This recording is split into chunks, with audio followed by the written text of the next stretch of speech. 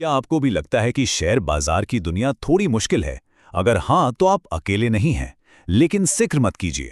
आज हम stock market के सबसे जरूरी शब्दों को बिल्कुल आसान भाषा में समझेंगे, ताकि निवेश की दुनिया में पहला कदम पूरे कॉन्फिडेंस के साथ रखा जा सके। बुल, बेयर, आईपीओ, डिविडेंड, ये सारे शब्द सुनकर ना अक्सर नए इन्वेस्टर्स कंफ्यूज हो जाते हैं। और ये बिल्कुल नॉर्मल है। ऐसा लगता है जैसे हम कोई नई अनजान भाषा सीखने की कोशिश कर रहे हों। तो चलिए इस पहेली को मिलकर सुलझाते हैं। एक एक करके हम इन सभी शब्दों का मतलब समझेंगे, ताकि शेयर बाजार की तस्वीर एकदम साफ हो जाए। तैयार हैं? चलिए शुरू करते हैं। तो सबसे पहले बिल्कुल बेसिक सवाल से शुरू करते हैं। जब हम कहते हैं कि हम इन्वेस्ट कर रहे हैं, तो हम असल में खरीद क्या रहे होते हैं? यही तो हमारे इन्वेस्टमेंट की नींव है। देखिए, एक स्टॉक सिर्फ स्क्रीन पर दिखने वाला कोई नंबर नहीं है। ये किसी कंपनी में आपकी छोटी सी हिस्सेदारी है, एक छोटा सा मालिकाना हक। तो जब आप किसी कंपनी का स्टॉक खरीदते हैं, तो आप असल में उस बिजनेस के एक बहुत छोटे से हिस्से के मालिक बन जाते हैं। अच्छा, अब आते हैं दो बहुत जरूरी शब्दों पर। पहला है मार्केट कैप। इससे पता चलता है कि बाजार की नज़र में कोई कंपनी कितनी बड़ी है, उसकी टोटल वैल्यू क्या है। और दूसरा है आईपीओ। ये किसी भी प्राइवेट कंपनी का, समझिए, ग्रैंड डेब्यू होता है, जब वो पहली बार पब्लिक से पैसा जुटाने के लिए अपने शेयर बाजार में लाती है। ठीक है, तो अब ये तो पता चल गया है कि स्टॉक क्या है, पर अगला और शायद सबसे जरूरी सवाल ये है कि इसे खरीदा कैसे जाए। चलिए देखते हैं कि बाजार में एंट्री के लिए क्या क्या चाहिए होता है। इसे ऐसे समझिए, ब्रोकर आपका वो एजेंट है जो स्टॉक एक्सचेंज में आपके लिए सौदे करता है, और डीमैट अकाउंट वो आपके खरीदे हुए शेयर्स के लिए एक डिजिटल लॉकर या तिजोरी की तरह है। इन्वेस्टमेंट शुरू करने के लिए ये दोनों ही बहुत जरूरी हैं। भारत में सारा एक्शन दो मेन एक्सचेंजों पर होता है। एक है बीएसई और दूसरा है एनएसई। और सेंसेक्स और निफ्टी 50, अरे इनको आप मार्केट का थर्मामीटर समझिए। ये बताते हैं कि मार्केट का हाल कैसा है। सेंसेक्स बीएसई की टॉप 30 कंपनियों को ट्रैक करता है और निफ्टी एनएसई की टॉप 50 कंपनियों पर नजर रखता है। एक बात हमेशा याद रखनी चाहिए, बाजार सिर्फ नंबरों का खेल नहीं है। इसमें इमोशंस यानी भावनाओं का भी बहुत बड़ा हाथ होता है। इन्वेस्टर्स का मूड मार्केट की दिशा तय कर सकता है।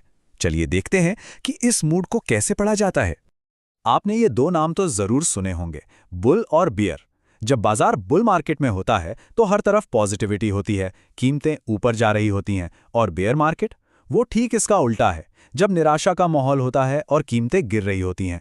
आमतौर पर 20% की बढ़त या गिरावट से इनको पहचाना जाता है। वोलेटिलिटी, ये शब्द सुनने में थोड़ा भारी लगता है, पर इसका मतलब बहुत सिंपल है। इससे आप बाजार की स्पीड समझिए। जब कीमतें बहुत तेजी से ऊपर नीचे होती हैं तो वोलेटिलिटी ज्यादा होती है। और हाँ, जितनी ज्यादा वोलेटिलिटी उतना ही ज्यादा रिस्क, लेकिन उतना ही ज्यादा रिटर्न का चांस भी। तो अब जब हम बाजार का मूड समझना सीख गए हैं, सबसे बड़ा सवाल आता है कि भाई, हजारों कंपनियों में से सही स्टॉक चुने कैसे? इसको लेकर ना मोटे तौर पर दो अलग अलग तरीके हैं। पहला है फंडामेंटल एनालिसिस। इसमें एक जासूस की तरह कंपनी की पूरी छानबीन की जाती है, उसकी कमाई, उसके कर्जे, उसका फ्यूचर प्लान। दूसरा है टेक्निकल एनालिसिस, जिसमें चार्ट्स और पैटर्न को देखकर यह अंदाजा लगाया जाता है कि स्टॉक की कीमत आगे किधर जाएगी। दोनों के अपने अपने फायदे हैं।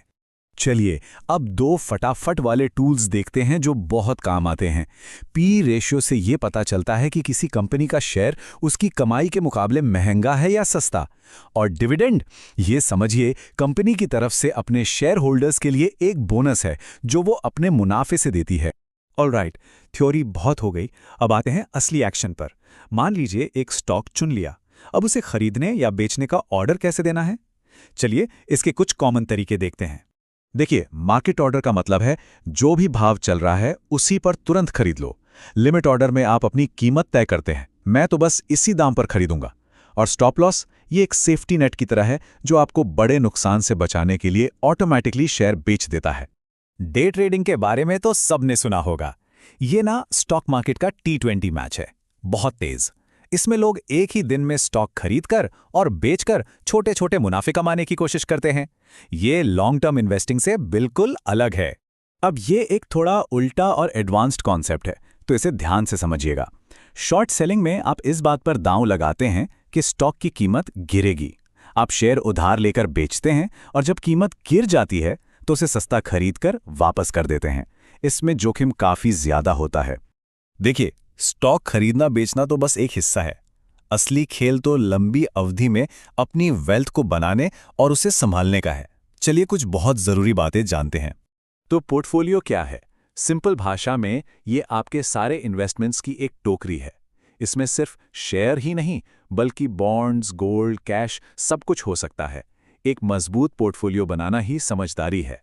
यहाँ एक कहावत है जो सबने सुनी होगी, अपने सारे अंडे एक ही टोकरी में मत रखो।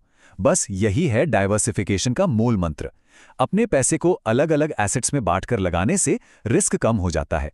ये आपके पोर्टफोलियो के लिए एक शॉक एब्जॉर्बर की तरह काम करता है। और जाते जाते एक बहुत जरूरी चेतावनी, मार्जिन का मतलब है अपने ब्रोकर से उधार लेकर इन्वेस्ट करना। ये एक दो-धारी तलवार है। अगर आप सही हुए तो आपका मुनाफा कई गुना बढ़ सकता है, लेकिन अगर बाजार आपके खिलाफ गया तो नुकसान भी कई गुना बढ़ सकता है। तो इसका इस्तेमाल बहुत सोच समझ कर करें। तो आज हमने स्टॉक मार्केट की भाषा को डिकोड किया। उम्मीद है ये शब्द अब कोई पहेली नहीं, बल्कि आपके काम आने वाले टूल्स की तरह लग रहे होंगे। ज्ञान हासिल करना पहला कदम है। अब सवाल यह है कि इस जानकारी के साथ आप अपनी इन्वेस्टमेंट जर्नी में अगला कदम क्या उठाएंगे।